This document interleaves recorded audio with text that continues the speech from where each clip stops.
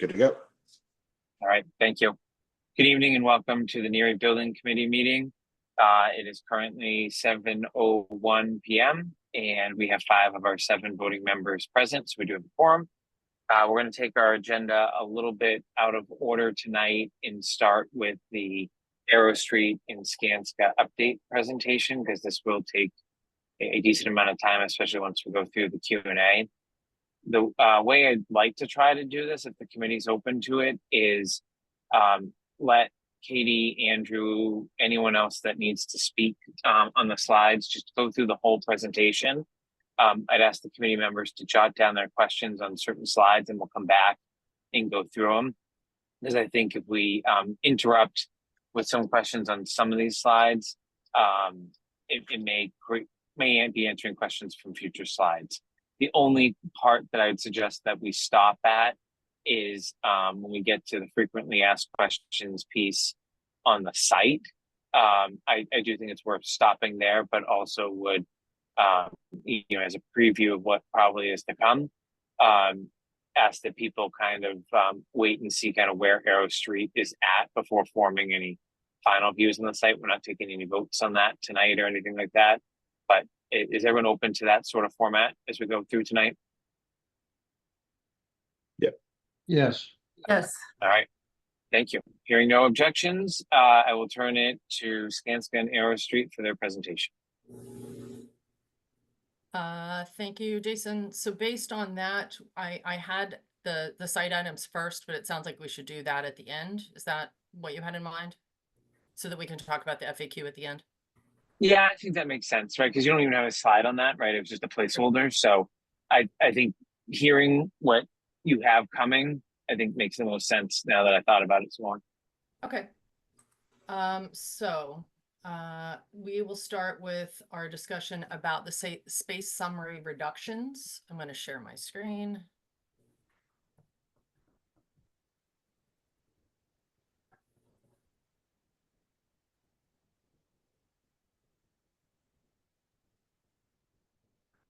Now I can see all of you. Starting with the PDP and in 2 steps since that point, Greg and his team has worked at reviewing the space summary, looking carefully at different spaces, their needs for those, and we've worked at reducing the square footage overall. So this slide represents the numbers in the first column are the square footages that we had in the PDP. So the existing building is on the top for comparison. And then it's only representing the new build, just as trying to keep sort of apples to apples. But the 305 enrollment is on the top. Again, in order to keep things equal in the way that we're representing this, we've pulled the auditorium number out and put it on the line below. But we've included a line there representing it so that you can see how that's affected the overall square footage and how it's changed over time. So you'll see from the point of the PDP for the 305 enrollment, we started with the gross number minus the auditorium at 72,750. On the first reductions that we did, which were mid-June, we got it down a little, and here we are on the right-hand column. We're reduced down to 62,820. We're also including the gross square foot per student. We're going to have a slide here coming up in a minute that shows some comps from other MSBA projects, because a lot of folks have had questions about how it compares to other schools that are being built around now. So this is meant to be pulling out a lot of the numbers from some of the subsequent slides, because there's a lot of information on these slides, and we just wanted to distill to the top the reductions that have been made. So this next slide is one you're probably familiar with. This is a summary from the MSBA space summary. We have a tab on it that pulls from the other portions of the spreadsheet. These are the same numbers that you saw on the slide before, just formatted in a slightly different way so that you can get a high level view. This is sort of showing all of the math and grossing factor and some of those things that we're required to do in order to calculate the numbers. But the slide before it is really meant to be a high level summary. And And then, I just wanted to chime in, we do have, we are in the process of updating the cost ranges. So we're planning for next week to be able to present those to the group. So just so folks understand. Jim needed the numbers that we had come up with for all of these square footages so that they could perform those calculations carefully. So on this third slide, you're seeing the average area per student. The top is some projects that have been completed within the last year or two. You'll see that the name of the project and the district, the construction start. So these are all again from construction start are starting this year and next. So these are ones that are in the queue. So these numbers are their what they've submitted to the MSBA. Enrollment numbers are in the third column. We've sorted them from the smallest to the largest so that you can see how the gross square footage and the gross square foot per student are inverse of each other. As the school grows, the economy of it reduces so that you have a smaller square foot per student, which is more economical effectively. So here you're seeing a summary of these 7 districts with an average of 188 square foot per student. The next column is the square footage that we had at PDP, and then the 2 additional reductions, again, coming down to the number here at the bottom. These are the same numbers that were represented on the other slide. And this is meant to show a comparison between some other comparable projects that the MSBA is funding. This was the last slide I had in this particular section. So Kathy, I see that you have your hand raised. Jason, do you want me to call on folks since you're driving? I'm not gonna, all I'm trying to do is clarify, this is not what we saw this afternoon, that previous slide, so something changed as far as the reduction? I've updated, let's see, I've reformatted these numbers is so that we had a little bit of clarity as far as how we were producing them. Part of this is that the auditorium number was looked at slightly differently. At some point during the process, the group asked us to pull the auditorium out. So I was really trying to add some clarity of apples to apples. I get it, but this afternoon, that 206 was 197 and the 167 was 162. These numbers, this spreadsheet, I'm sorry to be flipping slides on you, but this spreadsheet is the one that is always accurate. In transposing to the other slide, there were some errors in it. This Okay, slide fine, has keep not going. changed. Okay, fine, keep going. So I apologize for that. I went back and triple checked everything, and these 3 slides all align now. So are there any questions about square footages per student or any of the comparable projects? I know this is a lot of data to see all very quickly on the screen. That's why we're trying to show it in different ways so that it might be digestible in the things that we're really trying to sort out, which is that we are reducing the overall square footage and in a way with Greg and his team so that it still meets the educational plan, but trying to be comparable to other projects in a similar point in the queue.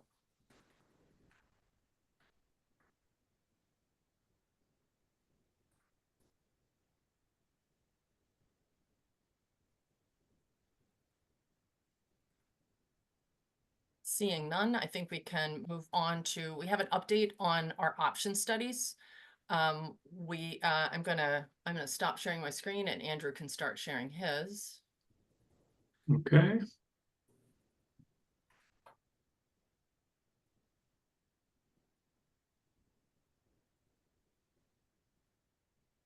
Is everybody seeing this okay? Can everybody hear me? Yes, looks Okay. good, Andrew. Yes. Okay, great. Good evening, everybody. Nice to meet you if I haven't met you before. I am going to walk through updates to the C1, C4, and B4 options in that order this evening.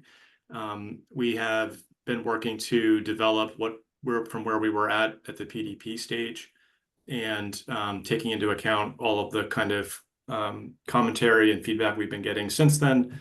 And so the first thing we'll talk about is the C1 option, which is new construction, 305 enrollment. This is the 2-grade option. And one thing that's relevant for the C1 and C4 options that we'll walk through tonight is that we are working off the assumption that the existing Neary building will be empty for construction. I know that that's something that's being thought about and considered. The sort of benefit from a construction point of view, if that does come to pass, is that in addition to it being simpler logistically with not having children on the site while we're doing construction, it would also allow us to demolish the existing building prior to the start of construction, and then it gives us more options for how we site the new building on the property. So that is what we've assumed in this and in the C4 options that we'll see. In subsequent slides, I'll show you the sort of footprint of the existing Neary building relative to the new scheme. So this one, the idea with this revised C1 option was to really take a look at how can we make as compact a footprint on the property as possible. And we were hearing feedback about costs of site development, and one way to look at mitigating those costs is to touch less of the site with the new building. And so the sort of fundamental approach here is that we've got a sort of L-shaped massing, and we've got a 3-story academic bar in this area, and a sort of 2-story bar of the public and shared spaces with an entry point between them, and a very sort of efficient layout of the classrooms and spaces within the building, and also a very efficient sort of relationship of parking and bus loop drop-off and private vehicle drop-off. This drawing here on the right-hand side is what we call sort of, it's like, imagine you take the building and you kind of lift the floors up into space to kind of see what's inside. And it's just to kind of give a little bit clearer notion of the organization. So on the first floor, what we've got is the administration located adjacent to the main entry, arts, music, and media on the first level. This scheme is assuming that the auditorium is a part of the project. If the auditorium is not a part of the project, then that obviously would come out, and the spaces on this bar would sort of reshuffle. But part of the approach here is that it can accommodate that if that comes to pass. But we've got the auditorium located sort of on this public corner. The idea being that if we were to do an auditorium, that it could be a special moment, and it's very public, and it's something that you can easily get to for performances. We've got the cafeteria space, and we've got the gym and health and physical education programs. These are adjacent to the existing athletic fields, with the idea being that there's a happy sort of adjacency there with the ease of access to the athletic fields. And then moving up to the second floor, we've got the grade 4 on that level, which is the 7 classrooms. This has some special education spaces. It has, and I'll get into this more in the floor plans, as well as small group rooms, which are sort of breakout spaces between the classrooms. And then on the third floor, we've got the 5th grade, similar layout. And this is assuming that there's 7 classrooms and a world language classroom on that level. And moving to the next page here, this is sort of a first floor and site plan. So you'll see that the auditorium, cafeteria, and gym are located on this side, and we've got this proposed loop here for bus drop-off, and then reworking the parking in a similar location to where the parking is now, making it more efficient and separating out the flow from a drop-off loop, which would allow cars to kind of come in and queue along here. And then if they are going to actually park, then they can kind of peel out of that and come into the parking. So it just nicely separates things to keep the flow of vehicles moving. Andrew, can you zoom in a bit on those? Just Happy to. Yeah, thank you for. There we go. Thanks.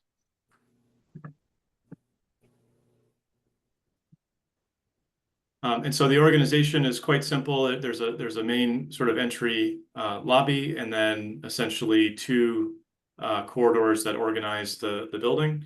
And we've got the sort of cafeteria space, auditorium space, and media space all kind of present around that main entry area, which could be a very sort of active and nice setup. Couple of nice things that also happen here with the L-shaped plan is that it does preserve the athletic fields almost in their entirety.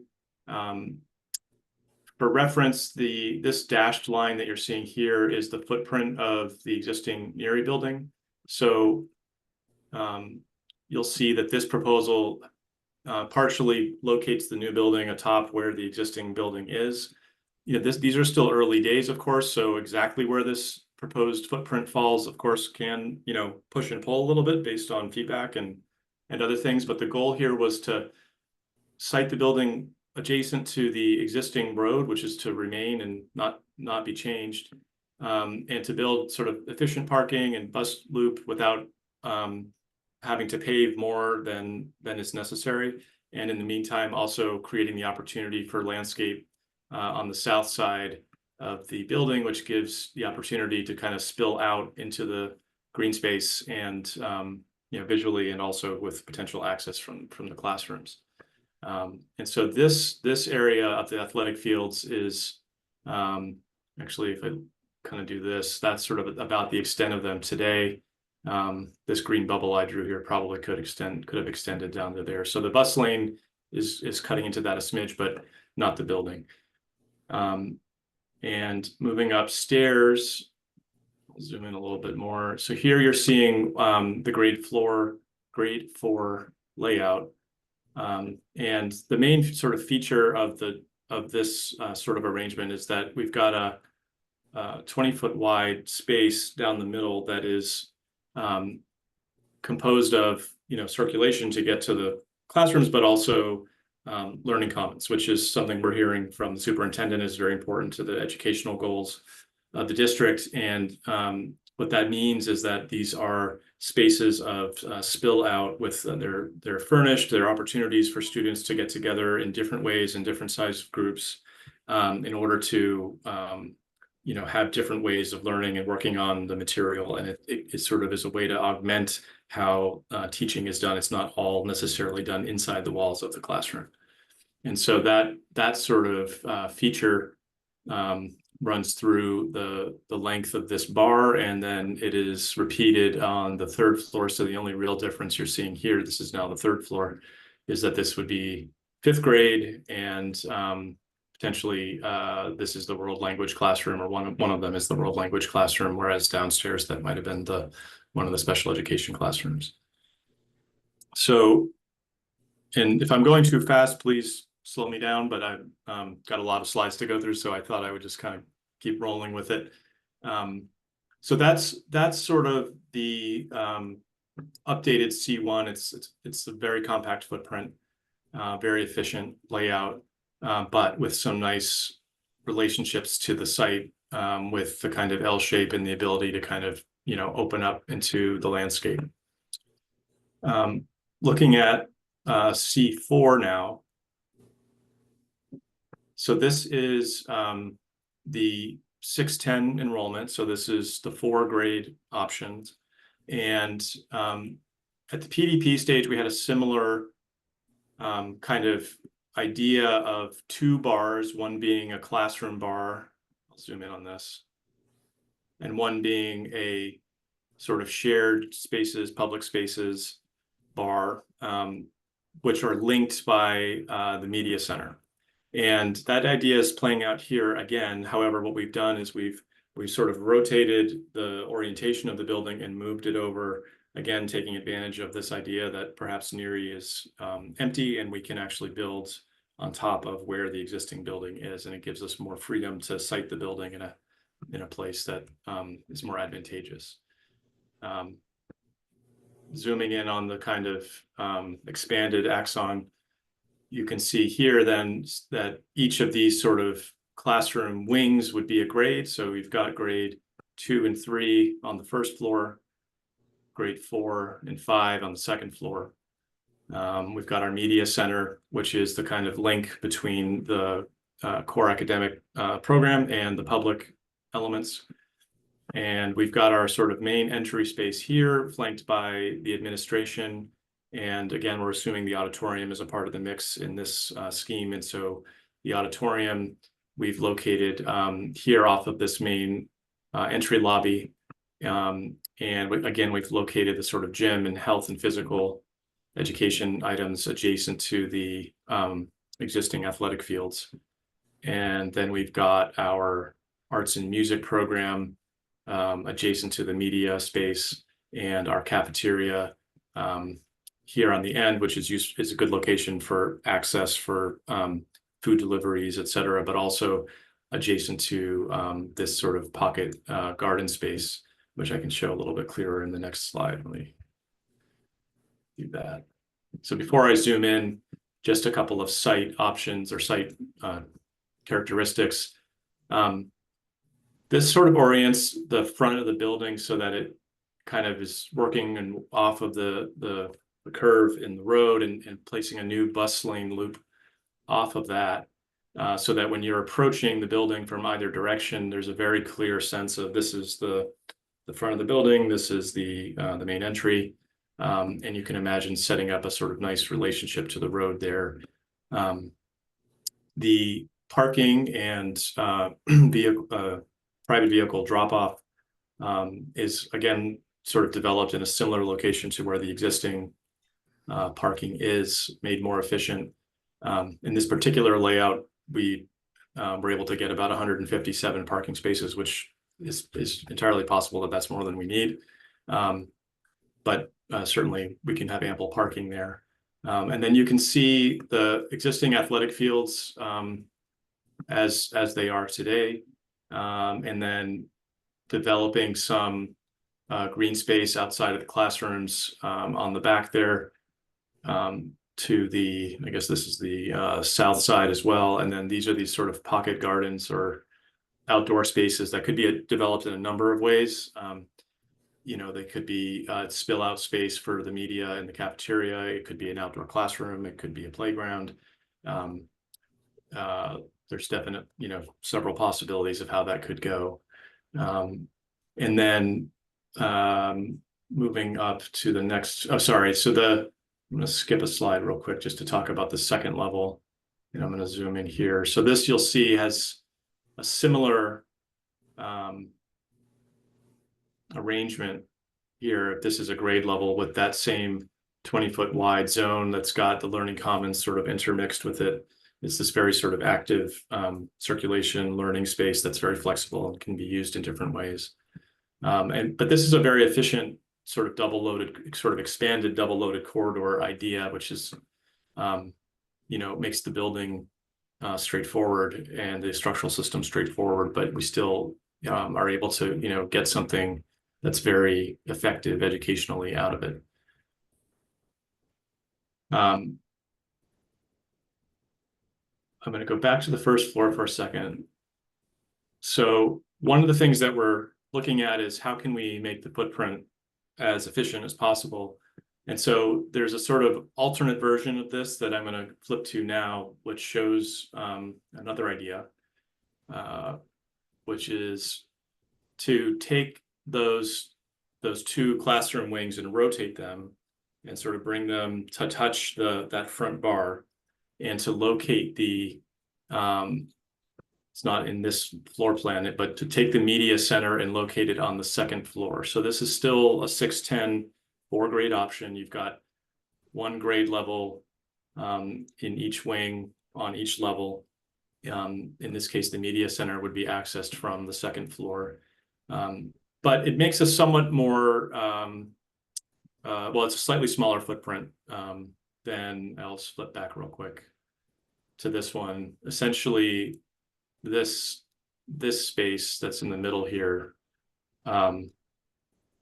is not present in this scheme. So it's just an example of you know, how we're thinking about things, how we're trying things and working and taking the feedback and sort of saying, how can we achieve something that's responsive to the site? It's making site opportunities. It's making as efficient a building as possible. I think there's some nice things about this version of C4 in that it does also have a sort of three-sided courtyard, but it has one instead of two. And so it has some of the nice attributes of the other one in a slightly more straightforward way.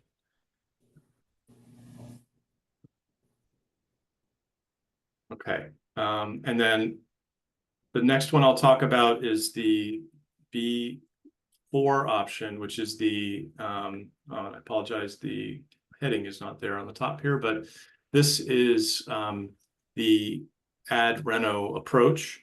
And what's changed since the last time that we talked about it was to really think about how can we make this the most efficient approach to an ad reno.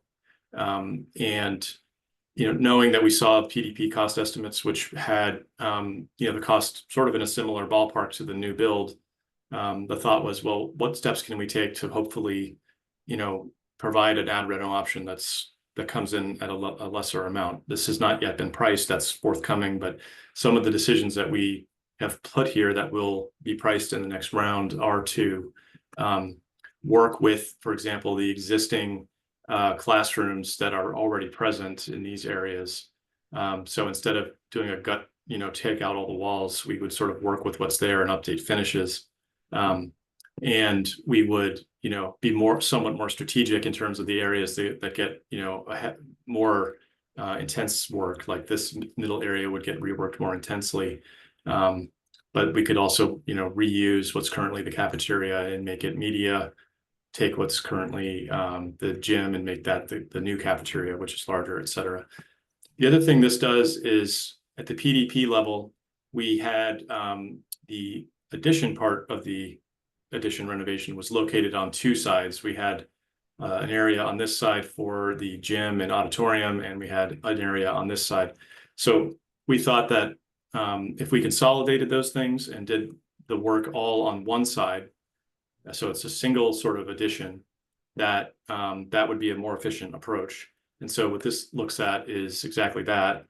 It places, and I'm going to zoom in on the expanded axon. So just to orient everybody, this is as though we've sort of pulled off that addition to the side and then pulled up a floor and pulled out the auditorium and gym, just to kind of, so you could see everything.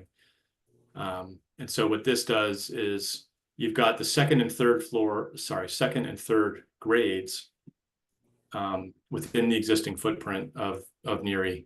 And then you've got grade 4 as the first floor of the addition, grade 5 is the second floor of the addition.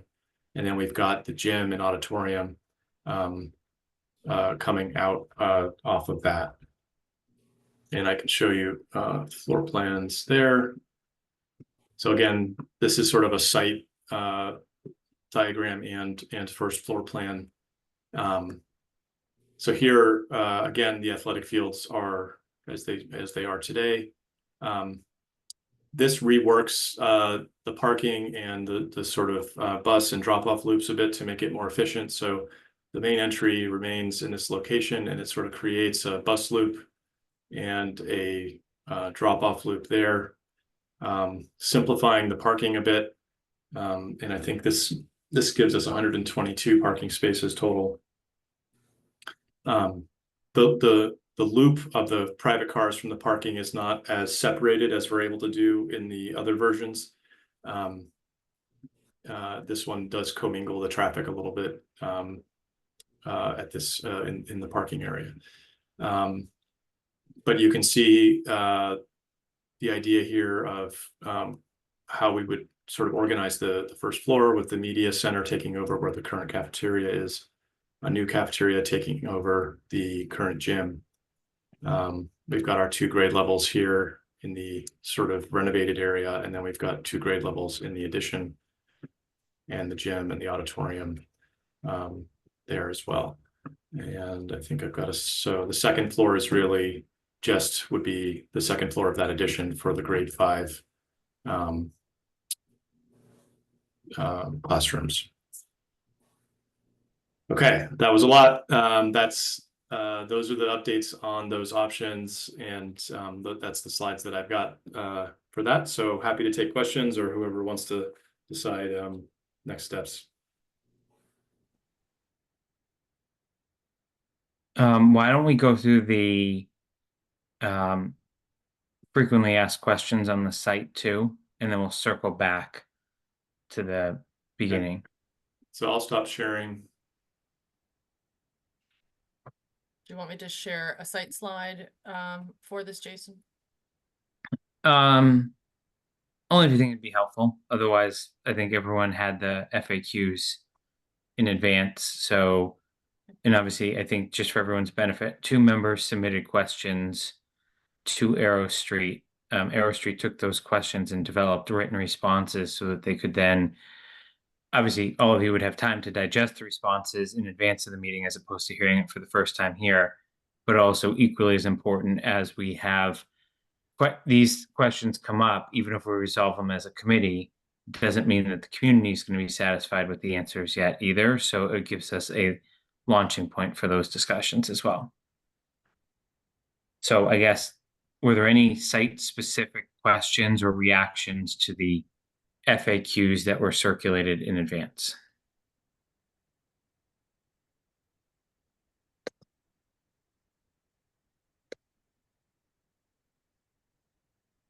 I think, Jason, just for my questions, I think a lot of them are TBDs, right? I mean, we just don't have the information, so. Right.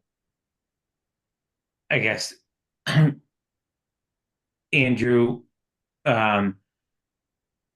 do you see those getting resolved before we have to make a decision, or do you have questions for Arrow Street and Skanska of how we get those TBDs, especially based on where you've heard they're heading over the last half hour or so? Yeah, no, and I think some of them, like, like the perk testing is being done, right? We don't have the results for that yet, but that should be coming out hopefully shortly. I still don't quite know the cost of the site issues, right? I mean, the answer talked about the cost of the structural fill, but anything else wasn't, it's kind of buried in the $12 million total site improvements, right? So it's tough to say what's special about this site and what's not. And I think Katie has something she could probably share on that, right? Katie, is that the slide you're referring to? Yes, I have 2 slides I can share. Go. This was just for context, the overall site, just as a refresher. And then this slide, Andrew, I don't believe you have seen before. Okay. Yep, this looks good. Yeah, so just to summarize what you're seeing here on the screen, the items at the top are things that you would typically see happening on a site. They're things that you're going to have to do almost no matter what. It's the driveways and parking and some basic drainage, any upgrade to utilities that you're going to need, protection during construction, those sort of things. And then the items in number 2 are more unique to this site. So that's the fill that we've talked about previously. Typical values are in the column on the right. These are a range given by our estimator because of the level of information that we have at this point. We're all privy to the same, the amount of test results we have so far and things along those lines. We had identified already that we would suggest under slab and perimeter drainage. And then the septic system obviously would need to be, or maybe it's not obvious, but we believe would need to be rebuilt because of the age of the system and the condition that we believe that it's in. And then an underdrain system at the play fields, especially depending on where it's located. And lastly, an item that we're seeing happening a lot, we just put on here for an idea of cost, is if there's any radon, so a gas removal system. So these are general ideas to have a sort of broad understanding of what they would cost. Basically, is just what I was looking for. Perfect. Right. And I think I'm still waiting. Once the new estimates come, I think the new designs being more on top of the school should hopefully alleviate some of these other concerns, I would think. It does seem that, I mean, the fill is an obvious one, Yeah. not building on the field, and we're presuming at this point that what the building is sitting on is more structurally sound. Obviously, we'll have to continue to test and look at it. But given that the building currently isn't showing any signs of cracking or anything along those lines, it's that's what we're assuming.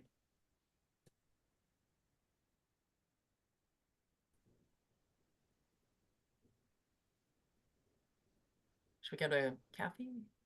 Go get Kathy. So I'm very interested to see what Mark Davis is going to say next, but I still think Errol Street has buried the lead here.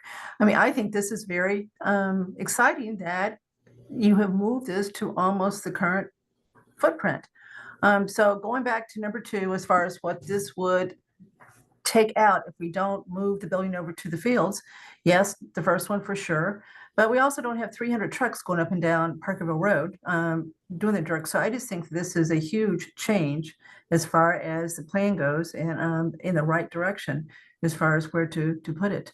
We'd already talked about moving the kids out of school anyway, so that's nothing new as far as tearing it down and starting from scratch. So I applaud Errol Street for where we have gotten to between the last meeting and this one as far as where that the buildings could go. Thank you for that, Kathy. The long-awaited Mark. Not long awaited. I'm just we're assuming that all the kids are going to be moved. And it's more, I don't need the details. I'm sure we'll get them and want them, but all I need is, yes, we can accommodate it from the superintendent, and then I'm done asking that question. We are going to have a presentation on what that plan is next Monday at Okay, our meeting. That's going to be led by Keith Lavoie. And in addition, I have asked Roger to have the school committee convene and also validate the plans are in line with their expectation. So we will talk about the date. We're going to likely join the next school committee meeting for a general project update, but the more consensus we have around that plan. So I see a thumbs up. So Yep. Did you have anything else, Mark, on that piece? yeah, the removal of the existing fill. Since these plans don't really do anything in the athletic fields, have we eliminated that need over there to remove it all? Or placing the building. There would still be fields there. Larry, you might have more insight into what would be the bare minimum you would need to do to rebuild a field there. One of the suggestions had been. I was going to say, I but think you want to do some remedial work to the field. Right now, there's concerns that the soil is pretty mushy. And so the under drain system with some amount of new fill on top would make some sense, but I don't think it would be anywhere near the amount that you would do if you had to put a new building in. Okay. You know, they were the tests were showing about, in some areas, about 6 feet of fill. And so taking all that out and then putting it in as structural fill, which means, you know, really compacting the dirt, we wouldn't need to do if that's just athletic fields. The other very positive comment is we've taken all the wetlands issues. We haven't eliminated. I guess at some point we still have to deal with the Rivers Act if we're going to put athletic fields, but that's a far easier thing to do because it's existing over there. All the wetlands issues kind of go away. So there's a lot of these questions that are answered. So yes, I was kind of smiling at the creativity, and frankly, I really like the plan. So I'm good. We'll still discuss the landfill and those issues, but this really focuses what we could and need to do, and I'm pleased with it. So let me give an update on that for the broader committee. so that we have the path forward to resolving the questions there. So Mark, I appreciate you taking the lead in engaging in conversations with Board of Health and DPW and kind of starting a chain there. Where we're at on that is Parr, who is the town's engineer hired through the DPW, the consultant Tim Thies there, who works on a variety of items for the town and regularly appears before other boards and committees, is going to come to a future meeting. Unfortunately, it won't be next week due to some previously planned vacation he had, but he will use that meeting to walk through what has historically been done by the town to monitor that site, what continues to be done, and what will be done in the future. So he'll basically be here for Q&A. He'll probably give a quick update of what has and will be done, but hopefully that will help to answer the questions there as well. I don't know if Board of Health is going to join or not. It seems like it's more in DPW's purview, but I'll leave that to Chelsea and Taylor there. But more importantly is Bill Cundiff from the DPW is very engaged with this, seems to have a lot of background in this as well, which is incredibly helpful. He will join the discussion from the town side as well as our DPW superintendent. So I think we're making progress there. Kathy, back to you. So Mark, the fields, why do we need to focus on the fields if the fields are going to stay? Why can't we just focus on the building? We can deal with the fields separately. CPA funds could pay for field improvements if we wanted to go that route. But I don't know why we need to spend a lot of time talking about upgrading the fields, given what we have learned tonight. If it's directed to me, I happen to agree to some extent. We could potentially separate that out. I agree. I will also say those fields are in horrific condition and likely would have already been the subject of a CPA project had we not been talking about the building project. So we should think about with Skanska and Arrow Street, the pros and cons of bundling it with this project or keeping it separate. I realize MSBA is not going to care about that part, right? And likely outside of their funding, but I understand there is some site reimbursement though, right? And if we've known, so I think we'll just need your help. It's not a priority. We've obviously made tremendous steps forward, but I don't want to miss the opportunity though, because my understanding was there was a certain dollar amount per percentage, I guess, of the total project cost that was reimbursable related to site. So depending on where we land in cost there, et cetera. Can we get that answer sooner than later? Because advisory and select board are way in trying to increase the CPA surtax in the near future, starting in a meeting 48 hours from now. So it'd be helpful to understand truly what site cost would include reimbursement. Does anyone have an answer now, or do you want to follow back up offline? So we can follow back up on the exact value, but it's typically 8%. Up to 8% of the project cost is that site cost is reimbursable. But yeah, we can follow up with a bit more detail. Perhaps we can have that conversation in an upcoming finance subcommittee meeting. Good one. I would suggest you call Kathy when you have the answer, just so she at least has an idea of where it's headed to start to inform, and then Kathy can update select board and advisory. They're not gonna have enough time to call a meeting, and Andrew being cautious of obviously you and Kathy being both in the finance subcommittee. Yep, that works. Okay, Roger, you muted yourself. Yeah, Jim, just to confirm, so you said up to 8% of the cost of the site is potentially reimbursable. Well, I guess up to means, is that what did I hear you correctly? Yeah, Marianne, you can go ahead. Yes, I want to say that they just recently increased that reimbursement from 8 to 10%, the MSBA. So you're going to be a benefactor there. That it's whatever the value of the building cost is minus the site, they will reimburse up to 10% of eligible costs. And I think it'd be helpful when you give Kathy the answer to outline what the eligible costs are. We just are building a soccer field, right? Does that count or not count? A softball field, does it count or not count?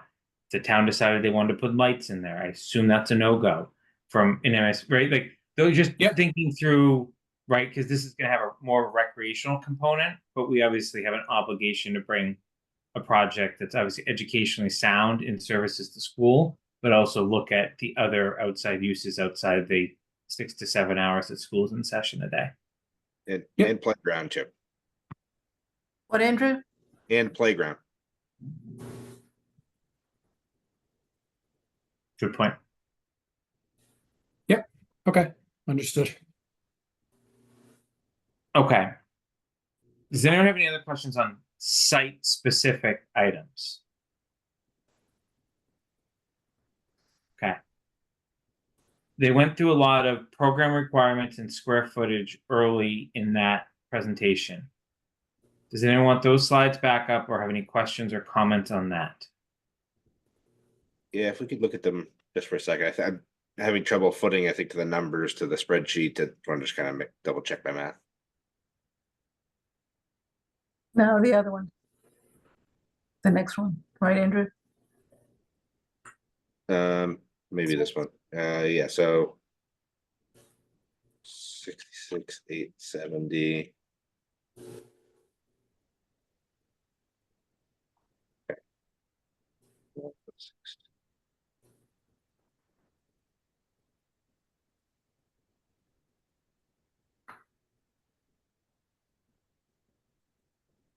There are particular, I think it was the 610 spreadsheet had a couple typos.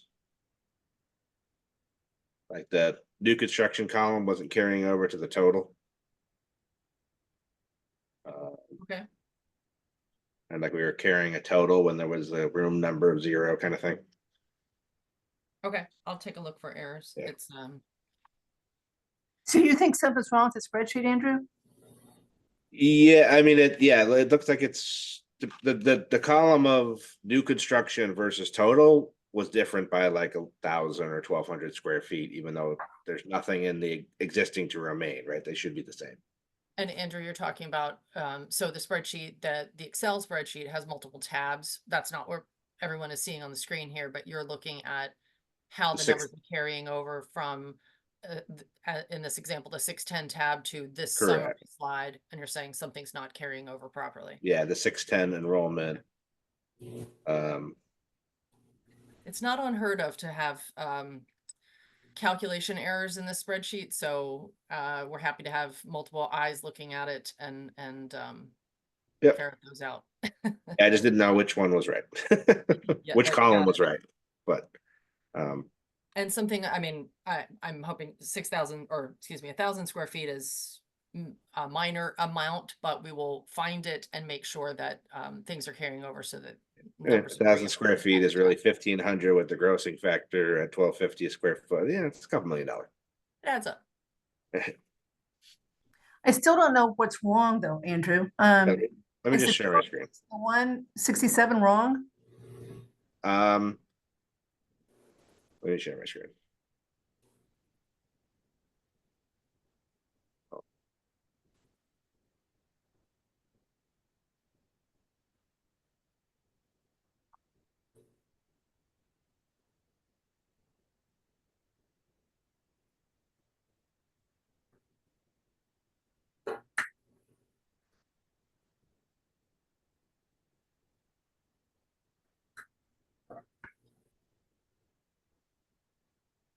So like here's the 610, right? So this was teacher collaboration room, and let me know if you can see it.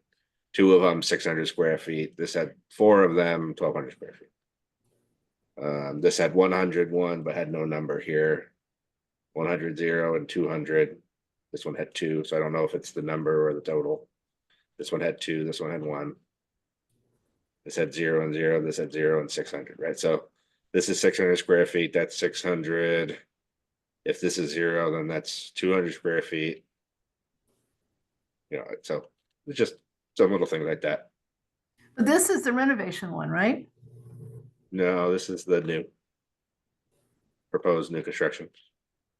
Okay. Looks like some This of is- them have gotten, yeah, the values have been deleted out somehow. Yeah, and I don't know. So those 7. I'll check into it. Yeah, no worries. Just so like you know, this one's 600 different than this one. Right. So if this is that adds up. So Katie, what we're interested in is double checking the 206 and the 167 and seeing if that really is correct as far as where we are now with the changes you made per pupil.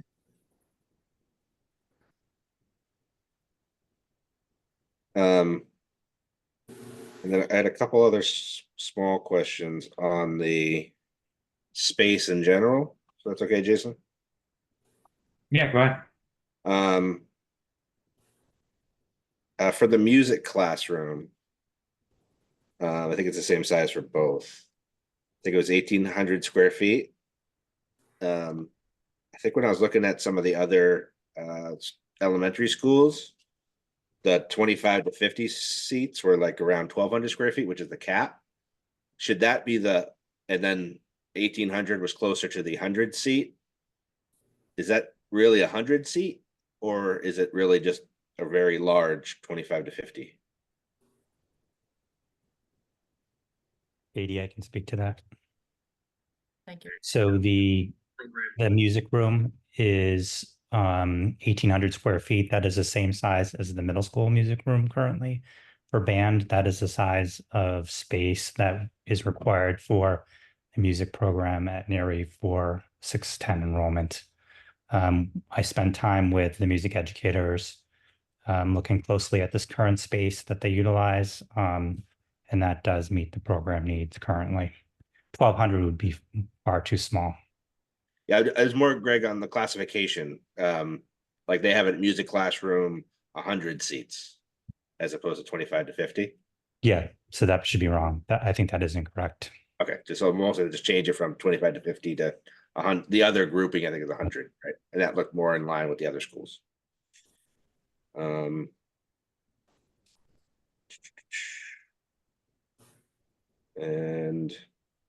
for extended day,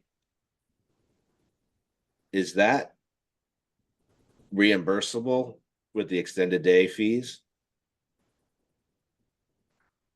The program storage and office? All right, it's not reimbursable from the MSBA, but your question is, would it pay more for probably for itself? Becky and Greg, right? So extended day, Larry, just for history, was an outside program that came into the school and Right. rented space. Now Yep. it's internal, right? So we collect fees for that. You know, basically it's 500 square feet with a grossing factor, you know, up to 750. You know, so it's roughly around $1 million of cost to support extended day, just from the storage and dedicated office space, right? So my question is really, you know, probably more for Becky or Greg, like, do we feel that we could reimburse the town or the school's budget for that space with the fees that we have? Go ahead, Greg. So you're off mute. Yeah, so we could reimburse for space that is used for extended day. Currently, they have that amount of space that they use at Finn for office space. And Becky, you can speak to the specifics around the reimbursement factor. So at this point in time, there wouldn't be enough if Andrew, you threw out $1 million figure for the cost of that room. I mean, we do have money in that account. And it's something where we could potentially. But that'd be amortized over time. Yeah. Over the course of the year.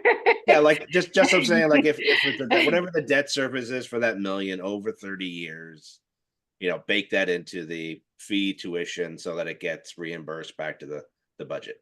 Yeah, I mean, the thing we also have to keep in mind though, too, is we want to make sure that our fees are in line with those other programs that are available to families in the community. So that would be something we would have to look into, but I think that we could certainly offset it.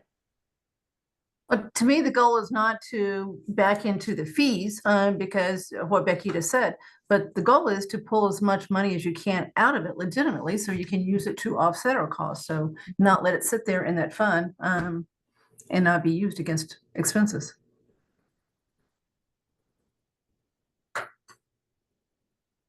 Roger?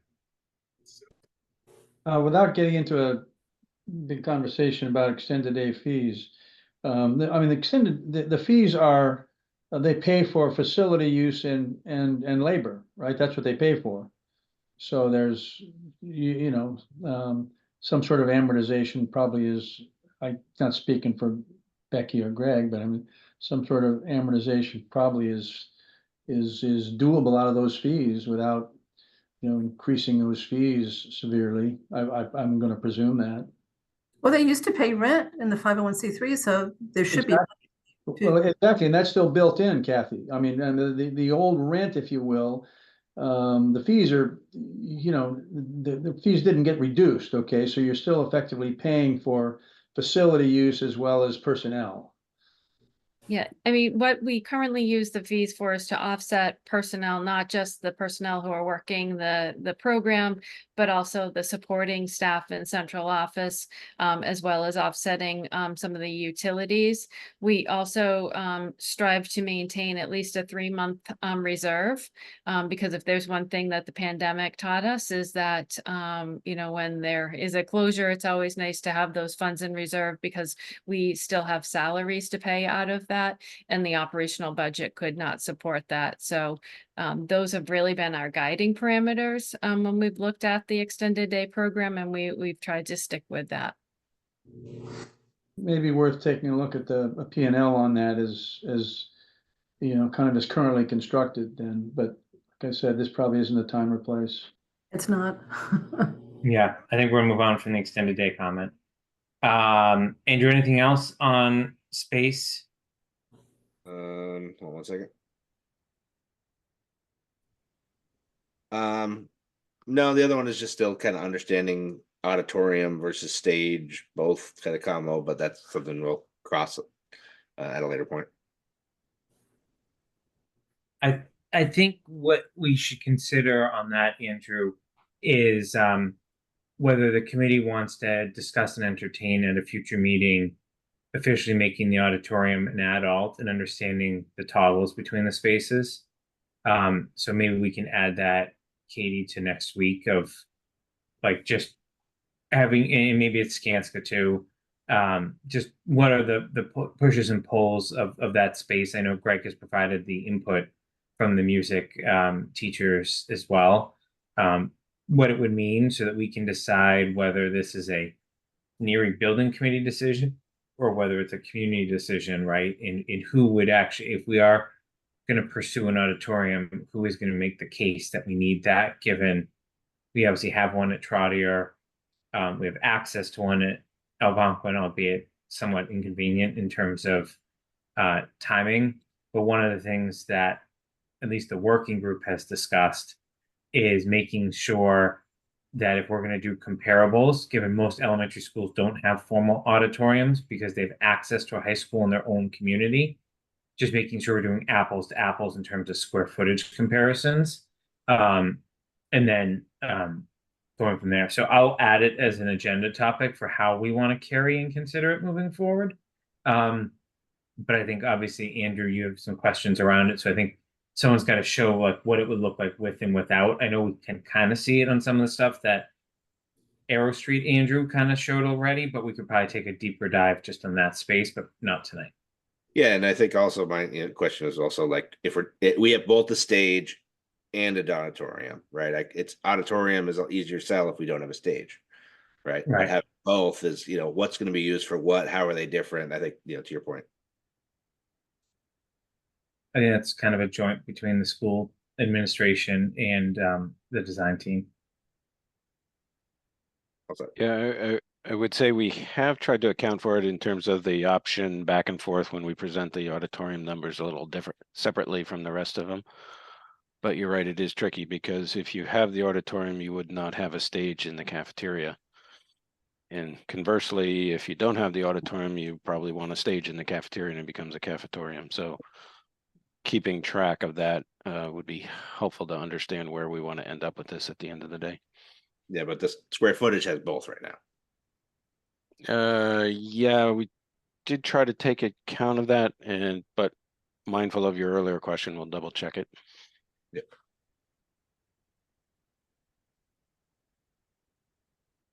All right, Kathy, go ahead. Larry, is cafetorium a word? Yes, and then the one you really don't want to hear is gym cafetorium. Okay, so just to be clear what Jason's saying, I'm just kind of reiterating something. He's proposed something that would give us the ability to actually take two options to town meeting, one with the auditorium, one without. Because again, MSBA is not going to reimburse, so it's okay for us to do that as long as we keep their program that they're going to reimburse as one option, and then we can add on to others, which will give people at least something to talk about. We can make the case at town meeting as far as why you want an auditorium, but then you have ability to vote if you want to try to keep the cost down. So I think that is another thing headed in the right direction. Yeah, I think Kathy, you could almost have a multiple adults, right? Fields, CPA, right? You could kind of say, this is MSBA, this is other town funds. Yeah, Within and even- reason. yeah, exactly.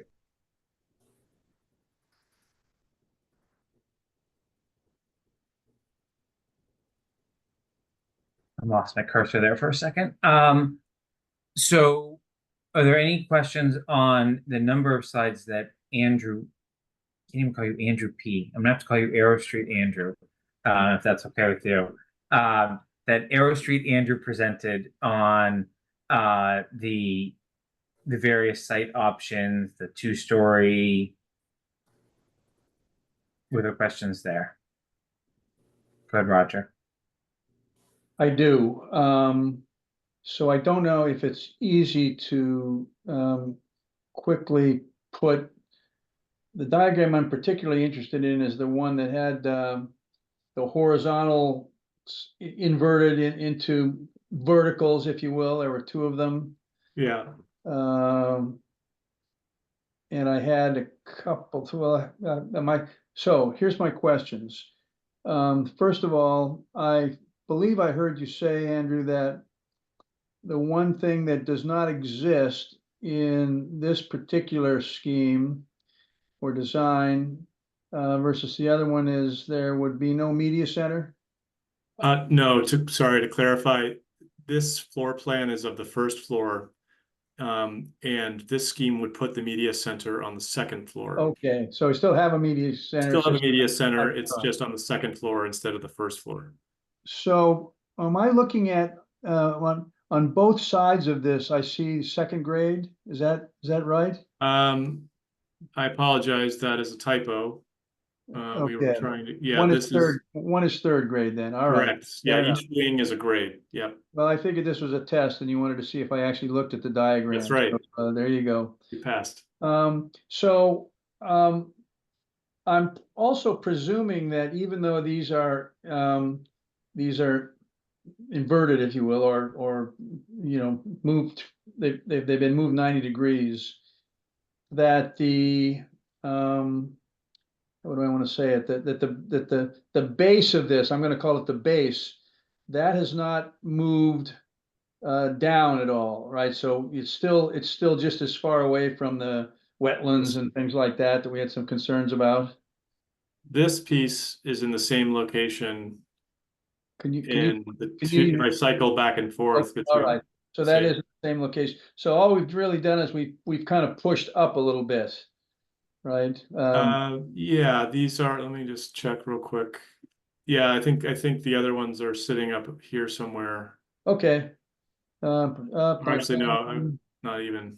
Yeah, but yes, they are somewhat further to the northwest than. Yeah, just a little bit, but you've got some space in between here. All right, that ends my questions. Thank you. Sure. Yeah, the one thing I'll point out, and we may want to look at this, is whether that can shift over and be on the existing building footprint a little more than it is. Roughly speaking, it's about half and half. And we'd want to see if we can push that over and Yeah. tweak the parking around. As Andrew was pointing out, this is sort of a late breaking scheme as we started to look at this. And we would want to talk through the relationship of the different classroom bars. You could imagine it being 2 and 3 in one bar and 4 and 5 in the other, or you could say 2 and 3 is on the ground floor and 4 and 5 is on the second floor. But that's a nuance that we could get into if this seemed to be heading in a different but more interesting direction for everyone. Well, this is really kind of late breaking, right? The superintendent really hasn't studied this one or anything like that. This is just, this is Correct. a fairly new proposed approach to look at. Okay, thank you. Mm-hmm. Other questions on the schemes?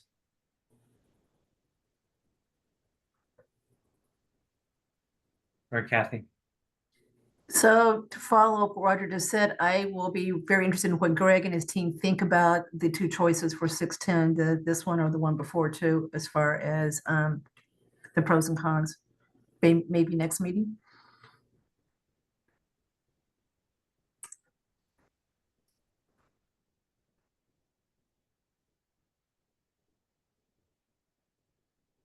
Questions or comments?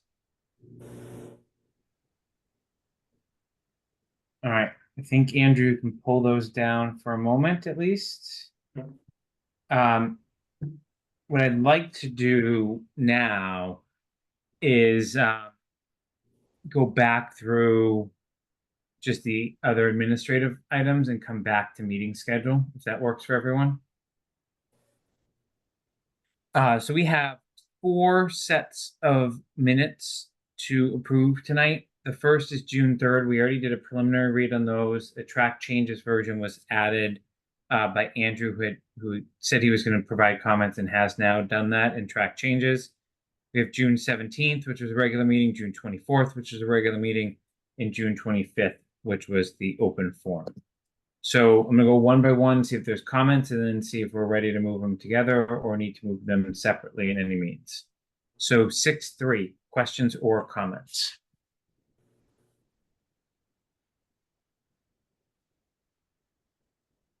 Andrew, you just have one typo on amount. Okay. In section 3B. Other than that, thank you for your comments. Anything else on 6.3? 6.17, questions or comments?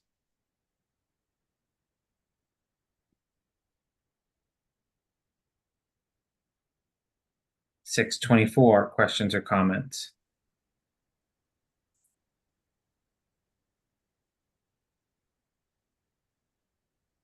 (6.25), questions or comments?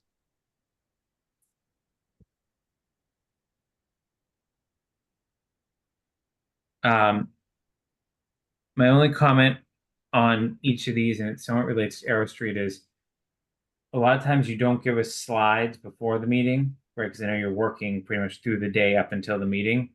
We need the official slides that get presented. So for example, even on the open forum, Mariana doesn't have that listed in our documents reference because it wasn't in the packet, but obviously it was presented on screen, which brings it into play. So if we can, one, get all the presentations from the last 4 meetings, just to make sure that that's what she submits to the town clerk, that would be wonderful. And I'll make sure she updates for the documents referenced. Yeah, no, Jason, sorry, I thought we were doing that, but how would you like, is that sent to you or is there somebody you would like them sent to specifically? Mariana with a copy to me. I'll set you, I'll create the link. I think Okay. Yeah, most of you 'cause- already have it, but I'll create it. That way, the second we finish a meeting, you just send whatever, or even if you have them 15 minutes before the meeting, that's perfect. So, Okay, yeah, no, we definitely should get that into the public record, as it were. yeah. What are people's comfort on moving these together? I know some people were absent from certain ones. move them together, or do we wanna, does anyone wanna hold off on any of them? It can be moved together as far as I'm concerned. I would agree. All right, then I'm gonna move the 4 sets of meeting minutes that are presented in front of us tonight with the edits discussed in the meeting. Is there a second? Second. And The move to approve the meeting minutes. and will you, so with the edits that have been discussed and with the addition of the presentations, I guess? Yeah, Okay, so Roger seconded. Is there any further discussion? I'm seeing none. We'll do a roll call vote. Roger, yes, Kathy, Kind of hard to hear you, Kathy. I can't hear you. Yes? There you go. Mark, Aye. Andrew, Aye. and I am I as well. So that is a 5-0 vote. Subcommittee reports. Finance, have you met since last time? No, we're kind of, I haven't even set the date for the next one. We haven't met since June.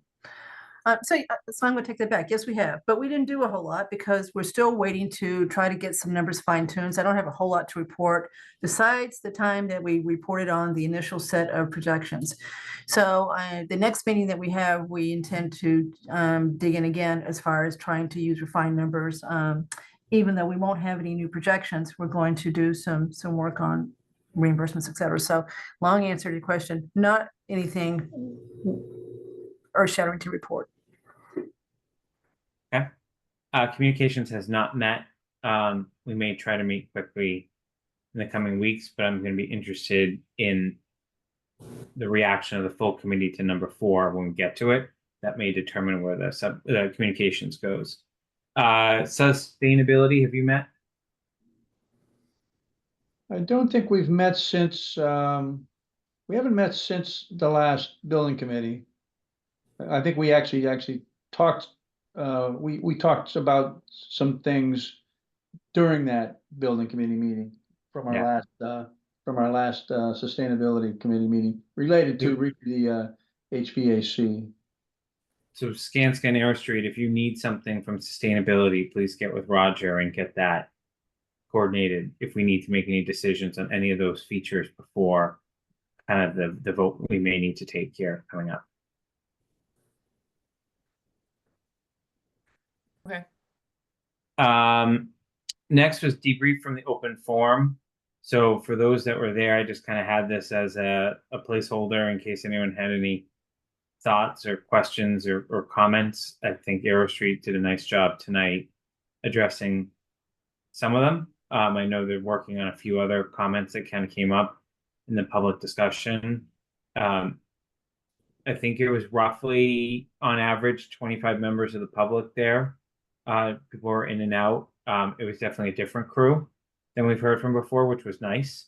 I think of the names I recognized, a pretty wide demographic. You definitely had parents with school-age children, parents without school-age children, but will have school-age children. And then you also had folks that really are not involved with the schools at all anymore. Either the kids have timed out or they don't have kids. So I thought there was a nice different perspective, and you could see it in some of the questions that were asked. Any other comments or thoughts from folks that were there or heard anything after the fact? I thought it was just good. I thought we had some great questions, and it's nice to see some people coming and asking the right questions. Yeah, I also thought that it validated, I think, the idea that the remote meeting approach does work.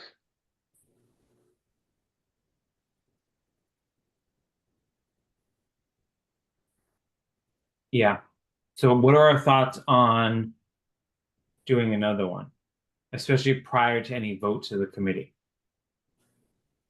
Jason, are you asking about another meeting in public forum in general, or specifically another remote public forum, or an in-person? What are you Let's asking? start with a remote public forum. So basically doing the same thing, having a different update on wherever we're at, and using, like, will that inform anyone's votes, I guess, and how you proceed? at this point, I realize that the cost question continues to be the elephant in the room. At this point, from what I can tell in the discussion here. So I would you think- want to see the cost stuff first and then react to how we get the feedback from the community? I think we need to get the cost out there to really get, I think, much different feedback. And if we're looking for potentially different feedback, and I think it's important feedback related to cost, then I think you've got to get the cost done before you have another one of those forums. Otherwise, I don't think you're going to learn a lot new. Well, August 6th is the next date. We're going to get the estimators numbers. Right, and we'll get, obviously, I'm gonna call it the back of the envelope calculation, Jim and Marianne, from next week on kind of what we think the square footage is done directionally. Obviously, it's not gonna be precise.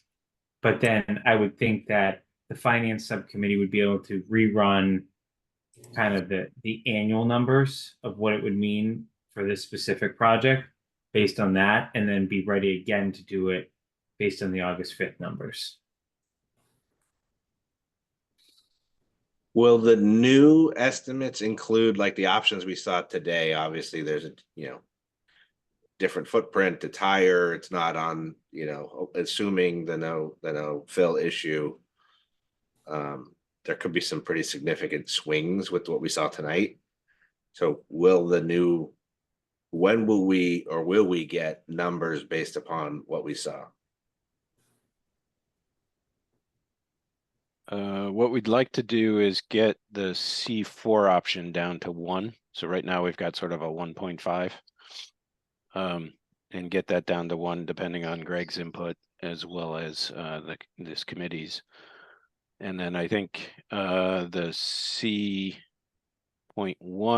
the 305 enrollment, we didn't hear anyone concerned about having 3 floors, in terms of the operational qualities of the school. Sounded like everybody was in support of that. And then the B.4, the ad reno scheme, we're continuing to tease that out, but I think it's pretty consistent. So it'll be those 3 essentially that we're pricing out, and we'll do a little push and pull on the site to try and get it as much onto the existing building site as we can.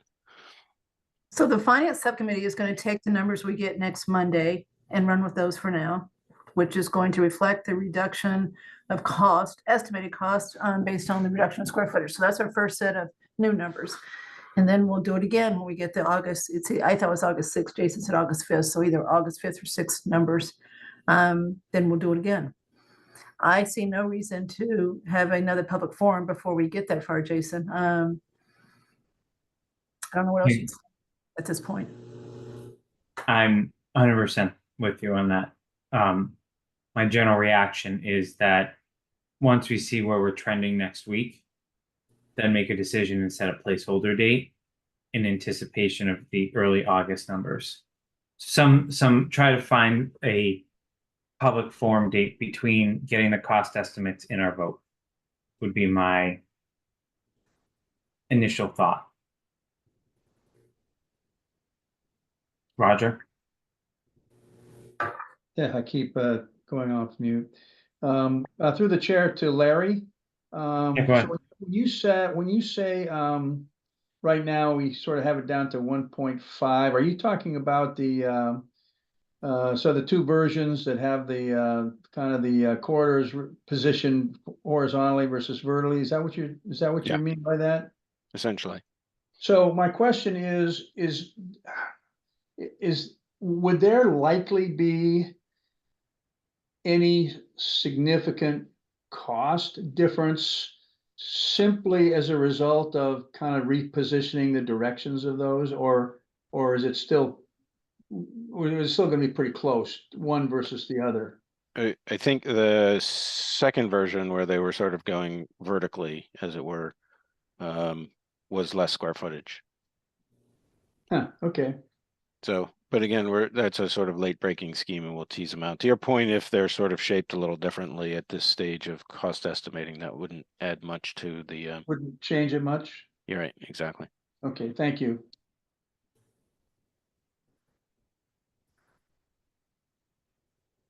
Kathy? So we didn't vote on this, but it sounds like everyone, at least it said something, is happy with what we saw tonight as far as where the building's going to be. So it sounds like, have we made the decision tonight that we're going to try to put the building pretty close to where it is now, move the kids out, tear it down, and not have to remove 6 feet of dirt? Is that decision been made at this point so that Earl Street knows that and they go forward? I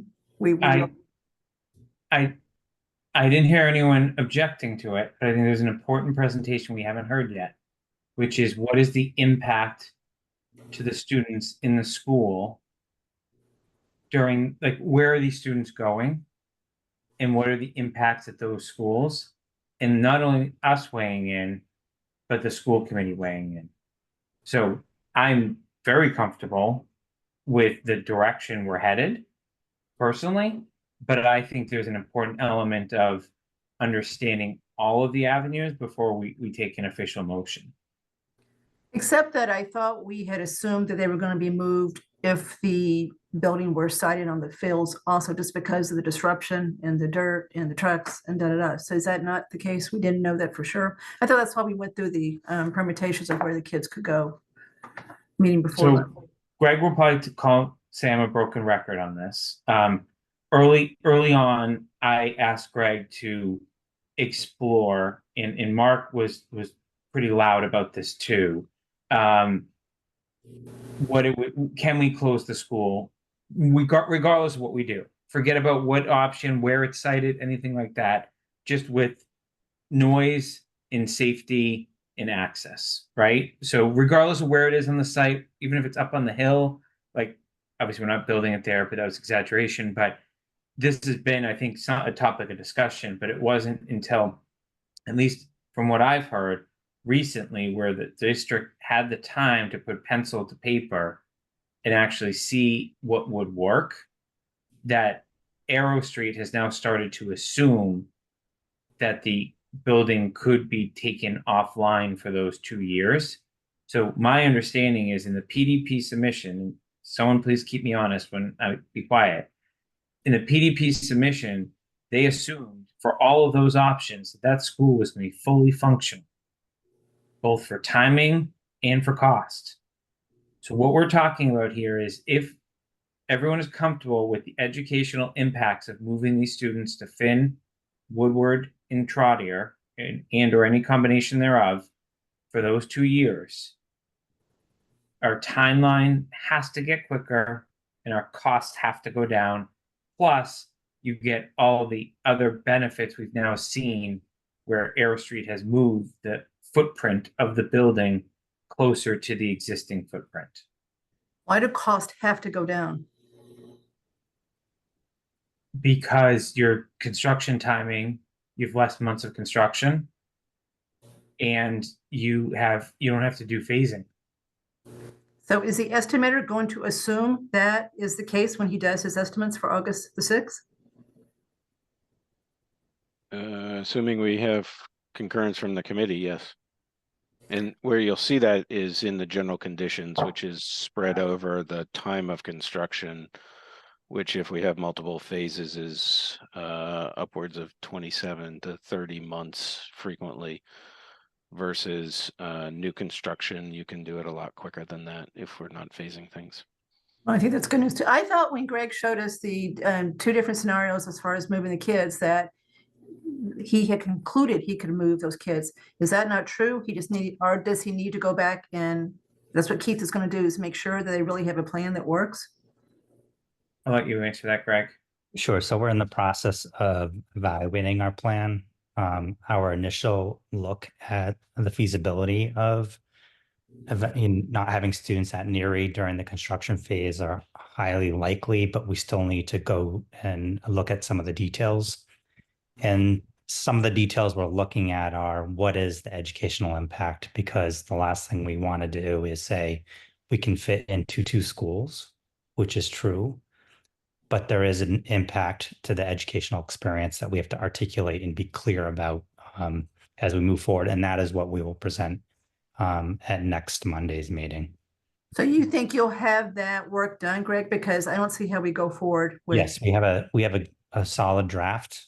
We just need to get a few more people around the table to look at it more closely.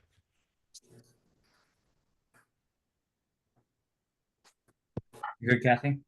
I'm good. Andrew?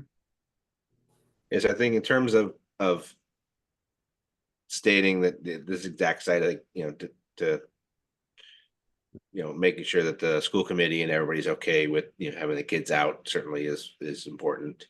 And then I think we're waiting. I want to see what the perk results are to, double check that there isn't significant any showstoppers. I mean, we saw, I don't remember the number, Katie, but it was what, $3 or $4 million of site issues that are specific to this one, right? And we don't yet know the perk test results. So we're just kind of leaving that door open on whether or not alternative sites should be looked at. If they're, if you say it costs less than $3 million to acquire a different parcel, maybe it's worth it or not. But I think the perk test will also, help push that conversation along. So Andrew, if the perk works, the perk's fine. We know we can put this new septic.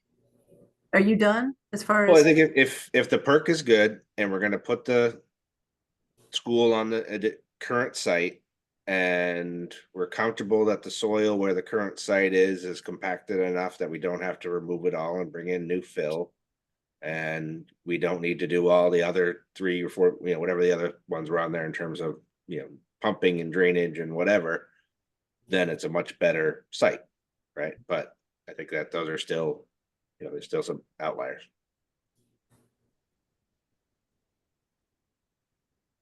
Do we have a date of when I know there's been communication back and forth with using DPW assets to help with this. Do we have a date of when that's going to be done? Or like, is it 2-week thing, 3-week thing?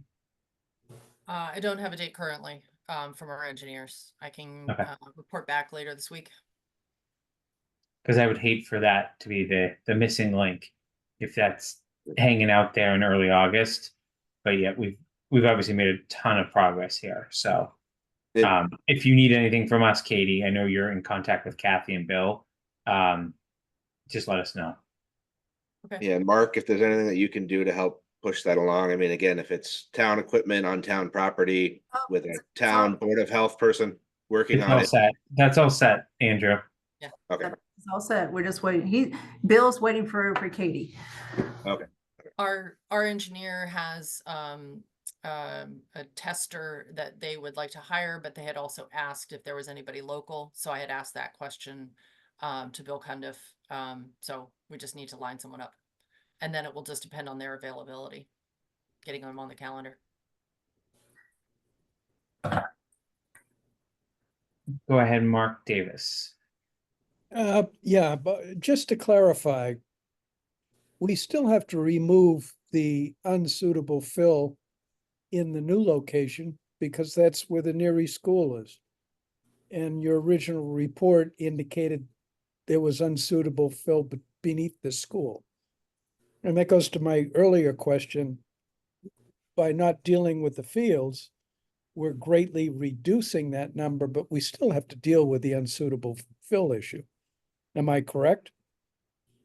I believe there is still the assumption is that the whole site is fill of some sort. Right.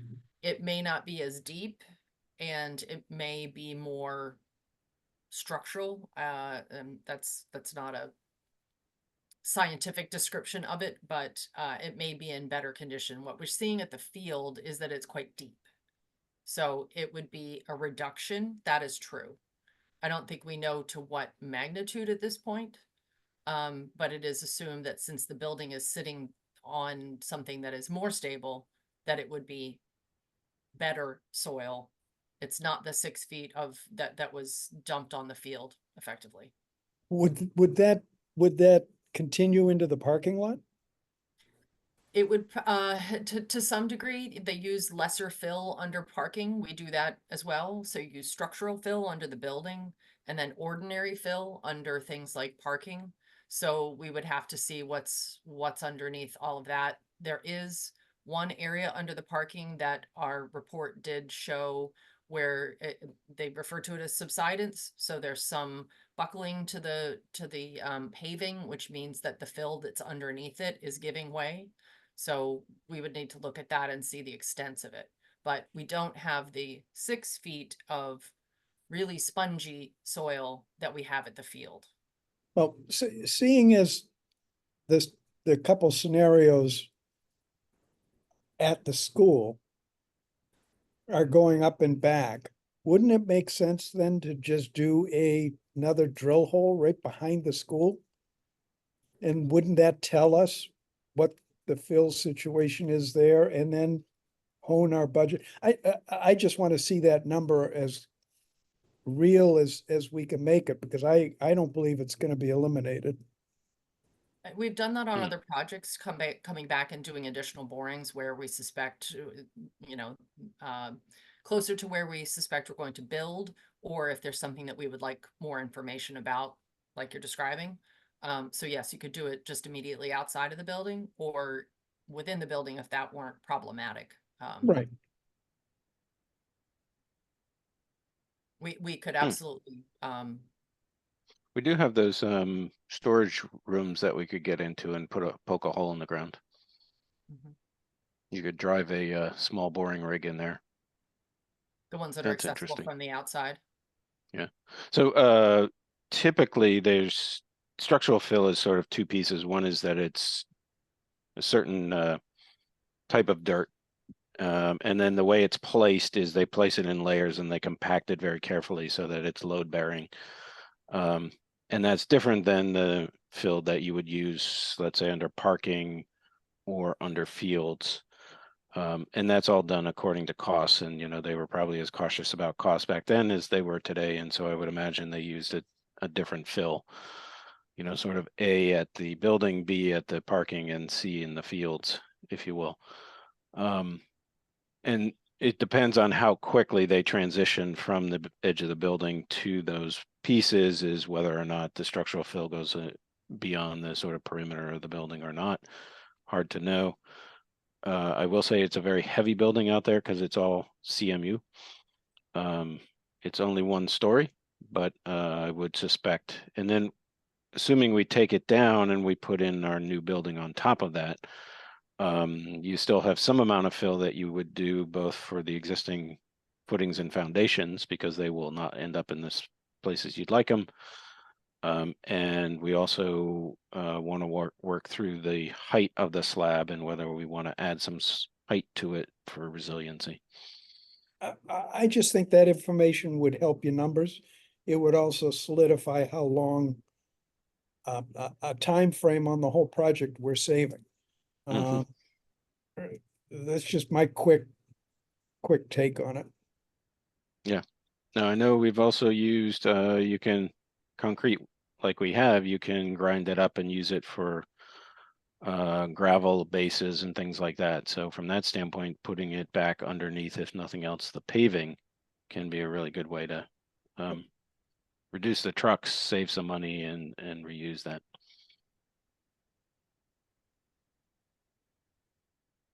Moving on to Roger. See if I can keep from muting myself again. Just to clarify, and I think maybe to make sure, Kathy, you're thinking about this the same way I am. When Jason made his comment related to the option of being able to, you know, move the kids out and completely use that site, close that school, remove that school. Jason, I think you said the cost must go down. And then Kathy, when it moved to you, you said, why must they go down? But I took that comment as assuredly will go down. Did I hear, is that really what you meant, Jason? And Kathy, do you have some reason to think that they wouldn't go down? Or did I just? I think, I forget who answered it. Whoever spoke about general conditions, that's what I was thinking about when I said that.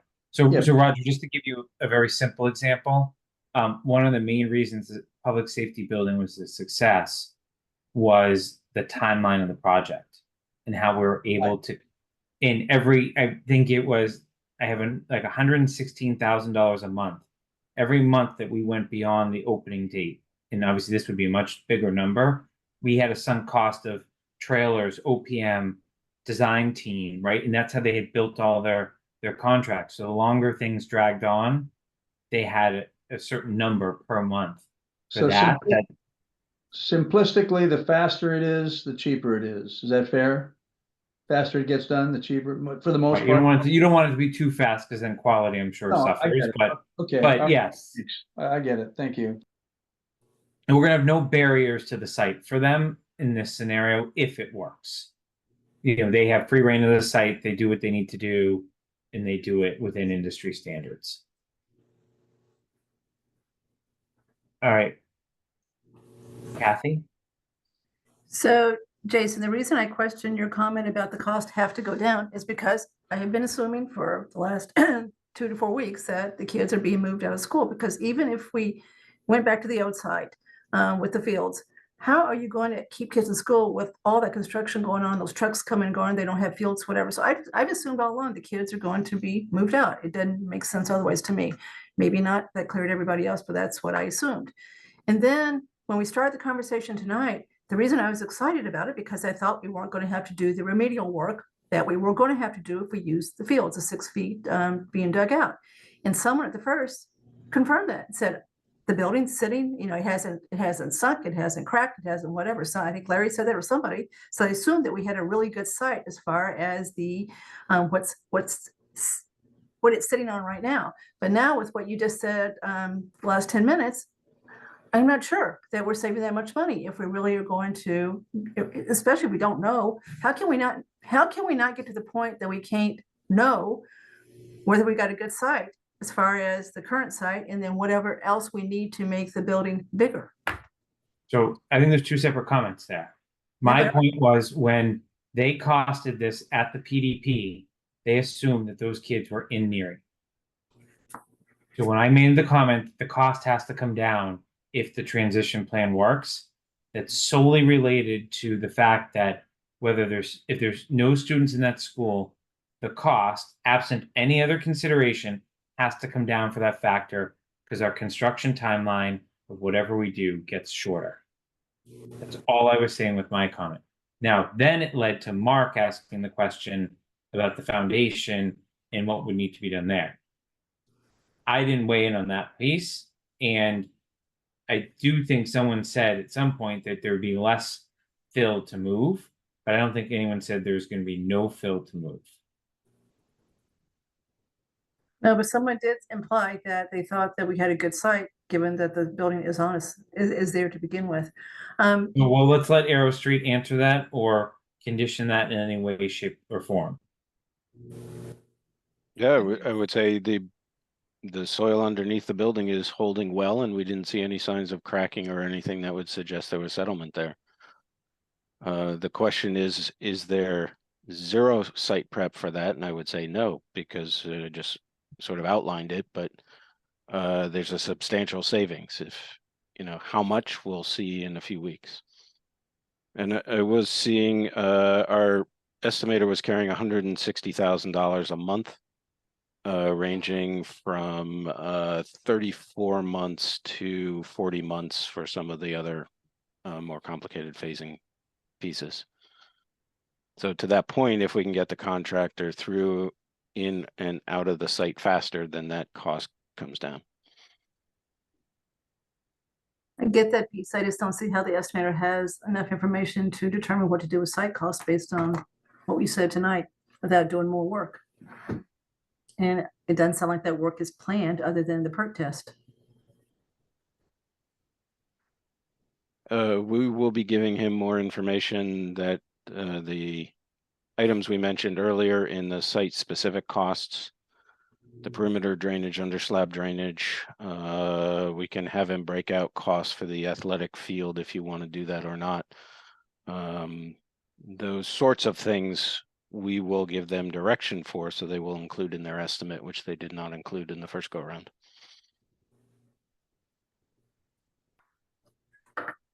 Okay. Should we move on to schedule? Jim, I don't know if you're in a position to pop open the schedule. Yep. Oh, I just need share rights. Sorry. Andrew, you're gonna have to do that because I'm not a host.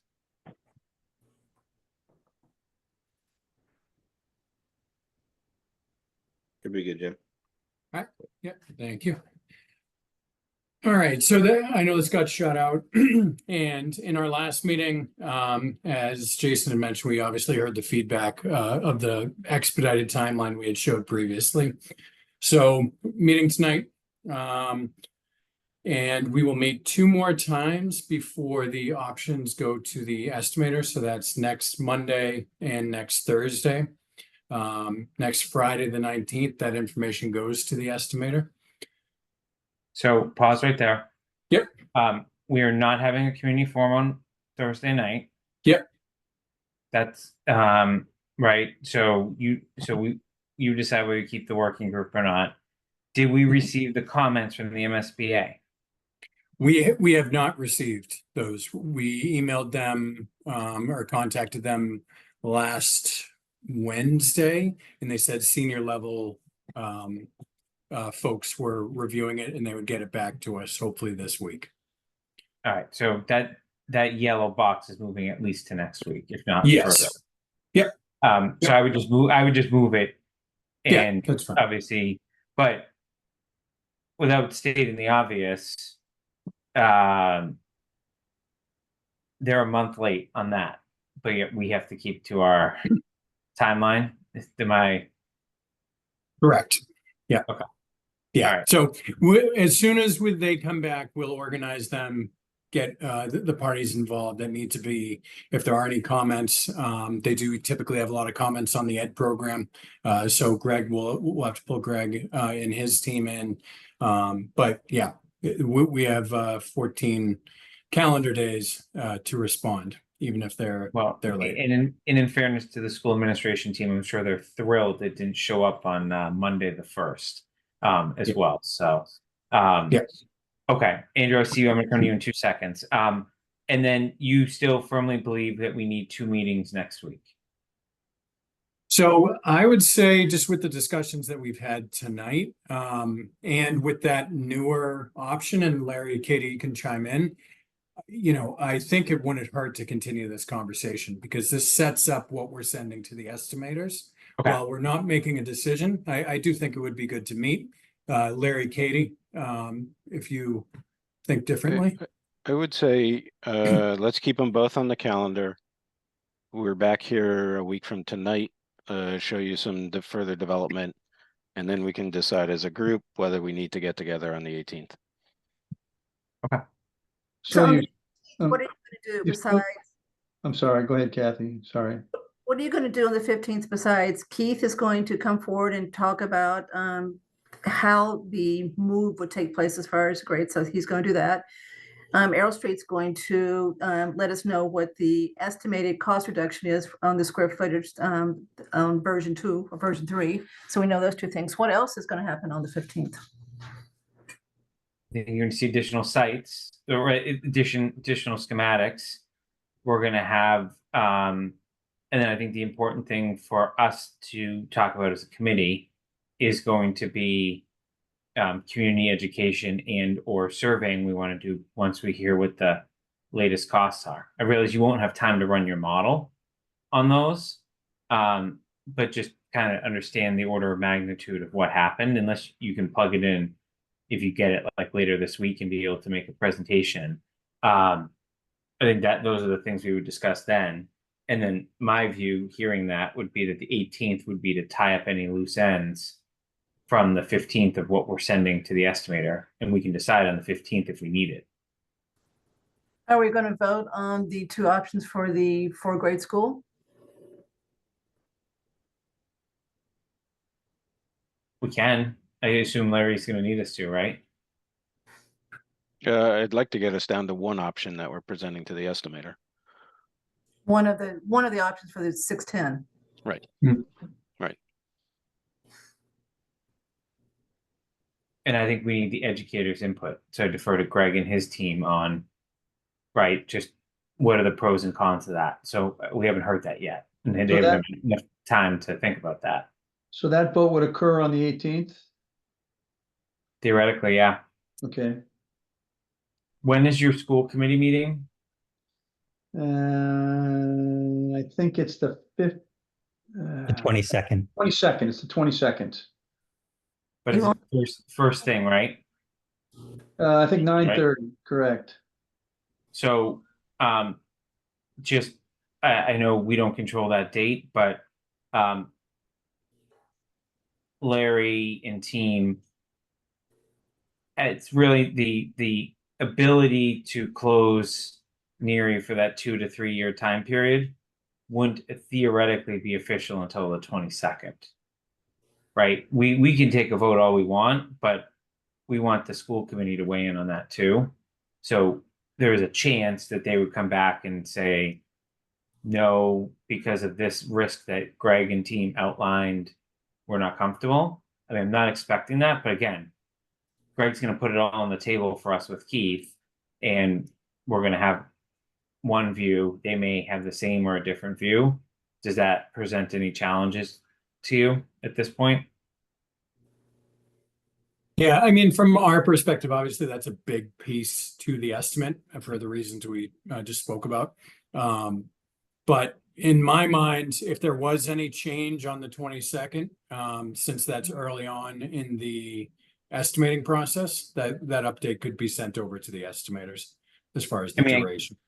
Yeah, let me just ask it this way. My assumption is you're not sending the information at 9 a.m. on the 19th. It's probably going to close of business on the 19th. No one is touching it over the weekend, and they're getting rolling at 8:30 on the 22nd. So basically, they're losing an hour of time potentially, maybe 2 hours by the time that school committee meeting's done. Am I over-assuming there? Oh, sorry. What time is the school committee meeting? 9:30 a.m. Oh, 9:30 a.m. Oh, Yeah, that's fine.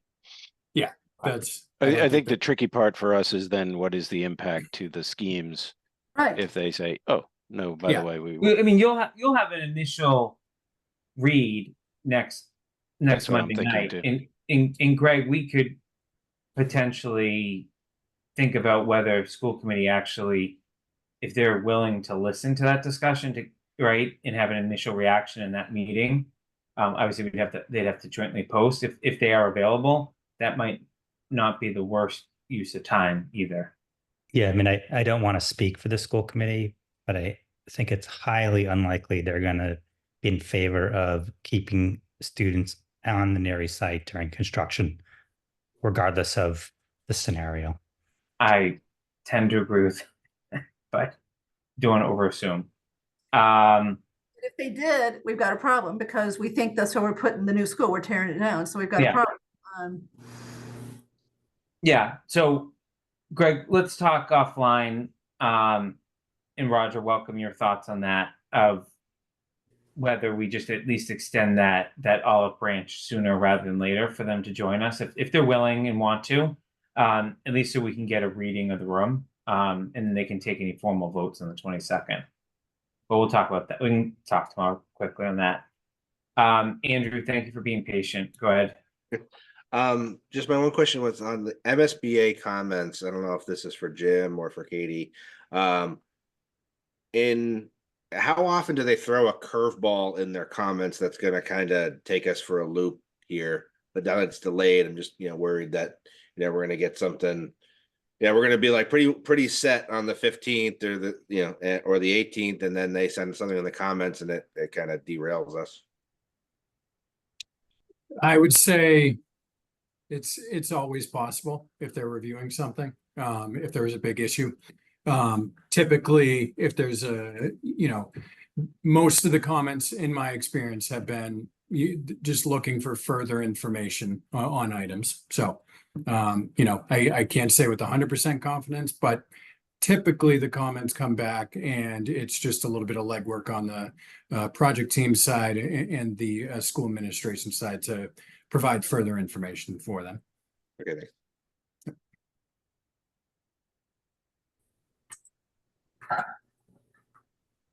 All right, let's go to, oh, sorry, Marianne, I didn't see your hand. Go ahead. Okay, I was gonna say one thing, but I'll say something else in addition to what Jim Burrows stated about the MSBA. In their review, they're also trying to understand and learn about the project. And it's a lot of information and there's several people looking at it. It's a peer review that's not only done internally, but also externally where they bring folks in to review the submission. Typically the comments are benign, or it might even be posing a question. Have you thought about something? Sometimes they ask a question about something that's stated in the submission, but it wasn't clear to them. So it's highly unlikely that, that there'd be a curveball unless they say, go back and, study this particular option a little more to see if that made sense. The other reason why I had my hand up was to just raise the point that it would be important for us to support Greg in his efforts in looking at utilization and moving students to another school, that there be a conversation where we really do talk about the pros and cons, whether it's about if you're, if you're on an occupied site and it's longer, then there's greater risk for escalation. If it's a longer schedule, disruption to the current educational programming. Sometimes parents, we've seen it where they want to withdraw students from school and send them to another school because they don't want their students, their children having an educational experience in the middle of a construction site.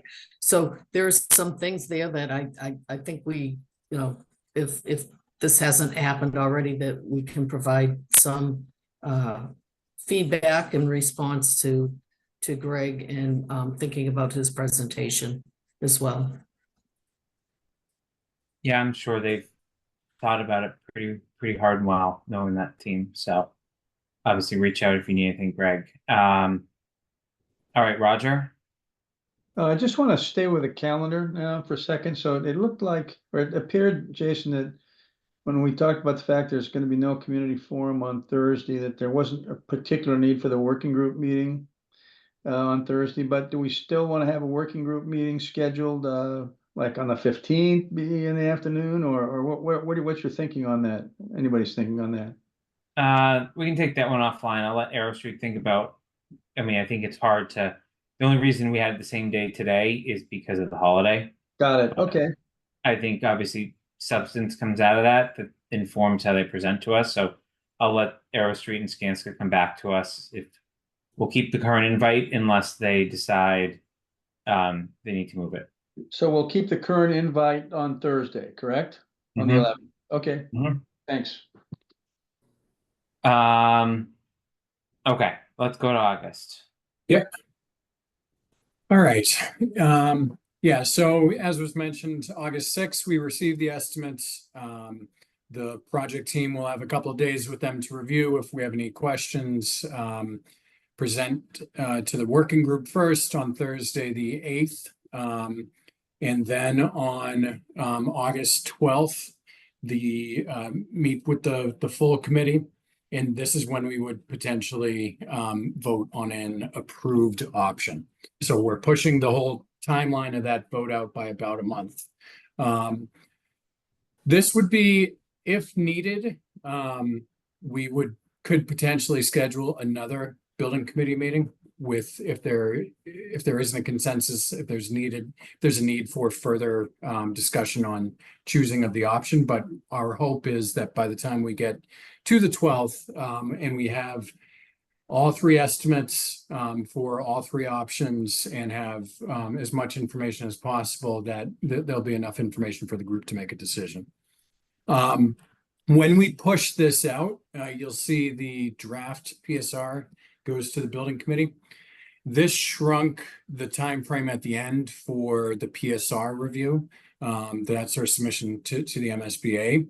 But weighing the gravity of the options decision, we thought something had to give. And when we get to that PSR, that's pretty much just reporting out the decision of the committee. So a draft would go out on the 16th. On the 19th, we would meet to review the PSR, same thing that we did with the PDP. We do have a community forum scheduled on the schedule for the 22nd. And then on the 26th, we would vote to approve and submit the PSR, and we would submit the PSR to the MSBA on the 27th. And just so folks know, our required date to the MSBA, because it backs out from the October board meeting, is the 29th. So we do have a little bit of float at the backside of this. And why do we have a working group meeting on the 29th? I think we're just hitting it every Thursday. So yeah. Okay. I think the first day of that's school, so that will likely that's fine. Yep. if I adjust that one. Just a comment on the 26th. There is a school committee workshop on the evening of 26th that would conflict. Okay. So that impacts all of your team, Greg plus Roger. Correct. Okay. I mean, again, we do have a little bit of float if we reviewed on the 19th, and there weren't a ton of questions, or there's just some items to follow up on, we could do what similar to what we did with the PDP, where we have a very quick meeting on the 27th, and just to vote it to submit it to the MSBA. I think we can make the decision on the 19th about when Yep. we'll be ready for another meeting, depending on the substance of the comments. But people are going to have weekend reading. It sounds like the weekend of the 17th and 18th. Correct. Yep. Okay. We could also do, Jason, like the community forum, we usually post a meeting, so we needed to take a vote. Yeah. Well, we have a ton of flexibility. I'm not. Yeah. We'll work around that, Greg. So thank you for raising it now, though. I'm actually shocked at how much flexibility we actually still have in there. I know I'll probably eat those words in a month when we're actually looking down the date in the calendar, but I think we're fine. Kathy, Andrew, and Mark, Finance Subcommittee, I think you all need to pick a date now, somewhere 7th, 8th, 9th, so that you're ready to come and make a presentation to us on the cost impacts on the 12th. From your perspective, from like the Southborough average taxpayer, that's not something obviously the team here is going to be able to do. So just want to put that on your radar too. That's where I'm worried about the timeline. Me too. We're kind of just focus every since you looked, I even paid attention to the rest of it then, because that's where I think the crunch is. Because I'm not talking about just taking that estimate. I'm talking about truly understanding what the reimbursement is going to be, where the points are, dividing it between what's reimbursed, what's not. So there's a lot of work to be done between the 7th and the 12th. But yeah, I agree. We will definitely be meeting 7th, 8th, or 9th. Okay.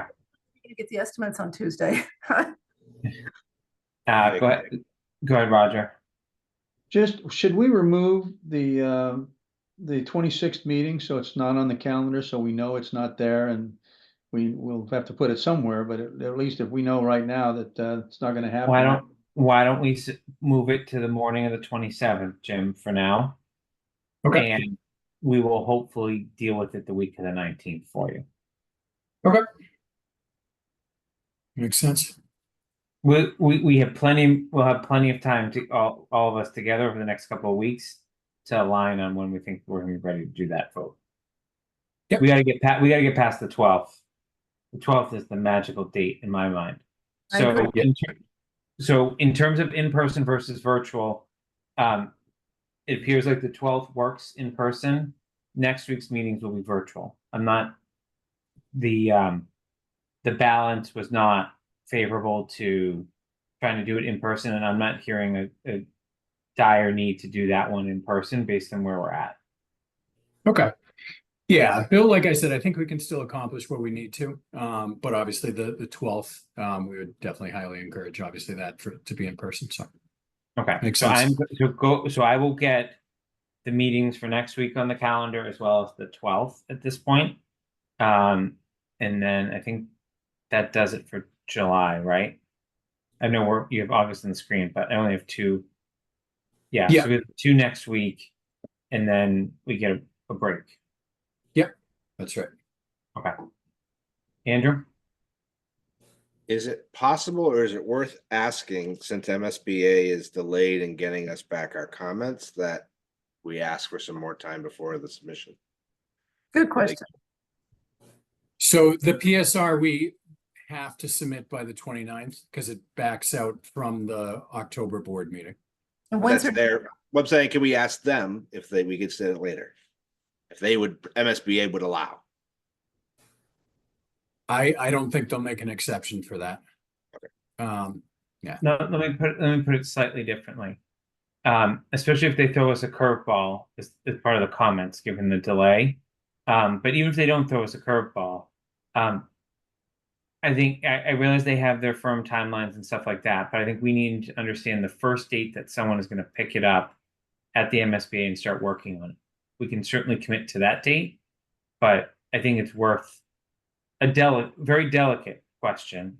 Not a pushy question, not a reminder that they're monthly, but just I think it's worth just asking, because we've all seen what do we have, 10, we have 2 weeks between meetings, and look at what happened. We're obviously not there yet, but a lot more comfort, I think, of that regardless of what we decide, that at least people are going to have most, not all, information to make a decision. Again, that will continue to evolve, but we can find the right person to make that request. Greg has a nice tact to how he approaches things sometimes. So, I think they've received some of his requests very well over time. So let's just think about that. We don't have to deal with it tomorrow, but let's get the comments back on the PDP first. Okay. Go ahead, Marianne. Yeah, I was gonna say, something that could be done, Jim, is a call to the MSBA and say, we're becoming concerned about our own schedule and being able to submit on the date when we don't have the benefit of the comments to respond to them.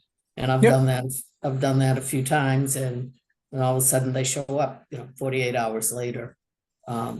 Because the first thing they'll say is, no, we don't want you to push your schedule out if you don't have to. Let me see where we are with it. So you never get poor from asking. I would just make the request again tomorrow, Jim. Yep.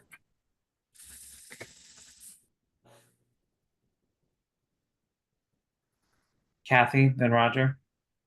so can you put the August calendar back up, whoever had it? Jim, maybe? Yep. Okay, so I'm still very concerned about what happens between the 6th and the 12th. Okay, so when we get the estimates, are they going to be detailed, literally line by line? They will be similar to the PDP with more information. They're not going to be schematic level or detailed design level. But yes, there are quantity takeoffs of the various systems of the buildings in general. Are they going So, to be spreadsheets? line by line. So the PDP estimates was 100+ pages. That was for all 12 schemes. This could be somewhere in a similar amount of information. And Larry, will they complete those? They're not going to complete them all at the same time. Is it possible to get them piecemeal as they finish them? C1, C4 before B4 for sure. It's a good question. We can ask. Yeah, just I don't want them to wait to package them all up on Tuesday when they had them all done the week before. Yeah, and usually they do a takeoff first, and then they go through it and double check and see where the market is, and that's when the senior estimator looks at it. And it would be but we'll ask. It would be helpful to know when he or she knows, whether there really is going to be a substantial savings in B4 from what we've seen before, based on what Errol Street has done to try to get that cost down. So if we could just get that answer, generally, that would help us too, to kind of figure out how we're going to do this work and be ready for the 12th. So if you know pretty quickly, well, it's really not gonna save much money, whatever we did, that would be helpful to know, and then you focus on C1, C4 and do B4 third. Okay. Roger? Jim, I know you're gonna move that NBC 26th meeting to the morning of the 27th. After you do that, could you email me and anybody else the July and August calendar then the next day or so? Yeah, we'll, Thank we'll make those, yeah, we'll make those updates and we can have them distributed. All right, thank you. All right. We'll continue to spend a lot of time on the meeting schedule. But I think we've narrowed it down. Public comment.